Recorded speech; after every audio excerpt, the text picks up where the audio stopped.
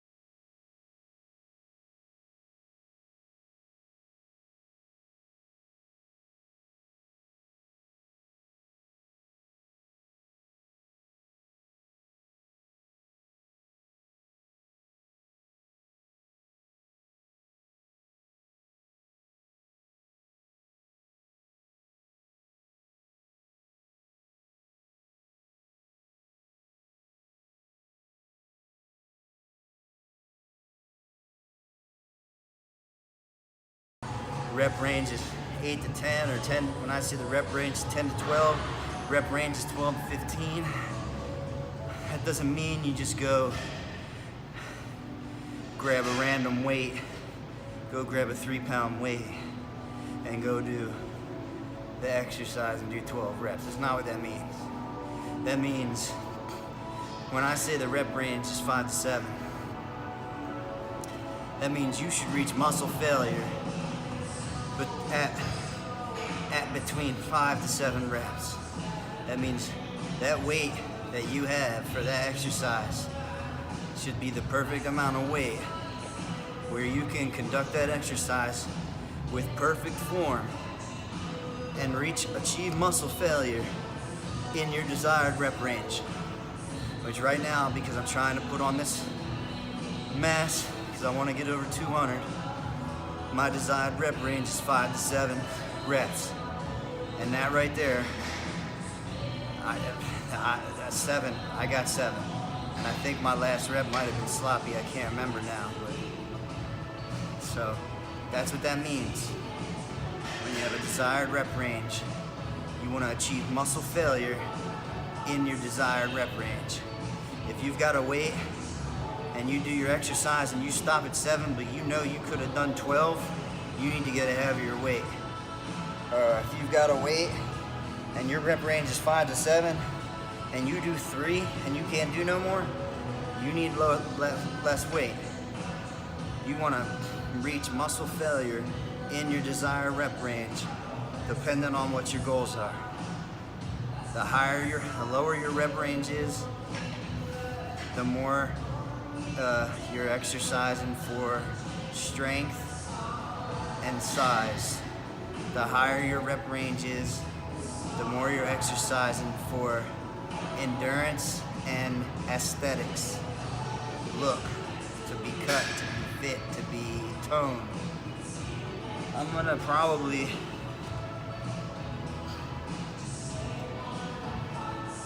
I barely got 7 with these 55s just now, but I'm gonna go ahead and do them again.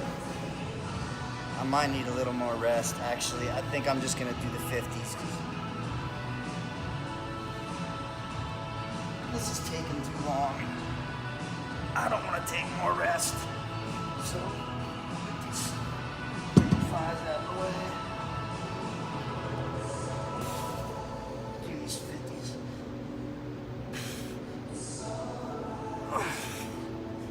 Get these up here. And this is my last set here. And then I'll figure out what I'm going to do next. Show you guys. Alright, ready? Make sure my body, all my form, my body is in the right position. Starting point is very important, because if you're starting with your spine twisted, or if you're starting with your shoulder out of whack, if you're starting, you're setting yourself up for failure, you're setting yourself up for an injury. You need to make sure your body position is ready to go from the start point. So here we go.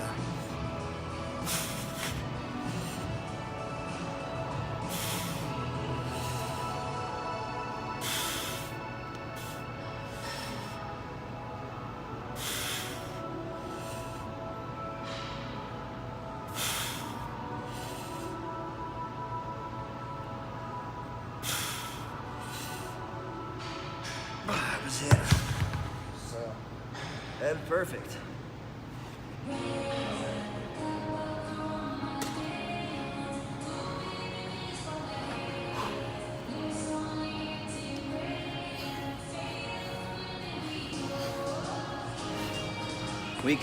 We conducted that exercise perfectly. I only got 6 reps on that final set, but that was muscle failure. So I could not have done 7 reps. If I had a spot, I may have been able to get 7, but that's not the point. I'm not worried about a spot. My left forearm was giving out on me. I wasn't gonna be able to get another set there because my forearm had enough. So I'm trying to think about what I would do next. Normally, probably do, yeah, I know what I'll do. I'll do flies, I'll do dumbbell flies, then I'll do pullovers, and then I might go do some cable crossovers or something like that. They don't have any free dumbbells here. All the dumbbells at this gym are on Smith machines, and that's just not really, I don't mind doing legs on Smith machines, but when it comes to doing bench press on Smith machine, I just, it's just not my thing. Yeah, I think, excuse me, I apologize. I think, you know, at some point or another, I could go through this entire gym and do an instruction on every single piece of equipment in here. I've been doing this long enough. There's not a machine in here I don't know how to use. And there are machines that they don't have that I do know. There's machines that are not here that I have used before. So I guess I'm gonna cut this camera off, figure out where I'm gonna set up for these. We'll probably do incline dumbbell flies. So I might just go right back to this incline bench that we already had set up, and that way it'll focus a little more on our upper pec. But I think I'll lower it another notch because we still want to get our lower pec involved in that. And what flies do is flies work on the separation over here in your armpit.